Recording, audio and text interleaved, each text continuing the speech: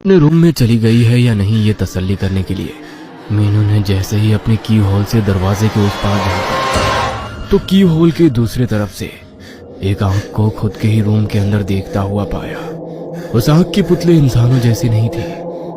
उस आंख की पुतली गहरे लाल रंग की थी, जैसे खून से भरी हुई हो। मीनू को लगा जैसे उसका सर घूम रहा है और वो बहुत जल्दी बेहोश होने वाली है।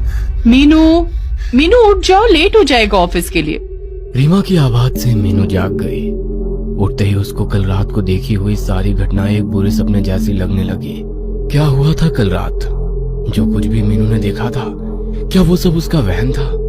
कुछ समझ नहीं आ रहा था मीनू को। मीनू जब नहा धोकर ऑफिस के लिए बाहर आई तो उसे जामिनी सीढ़ियों पर खड़ी हुई मिली। जामिनी के चेहरे पर एक अजीब सी मुस्कान थी।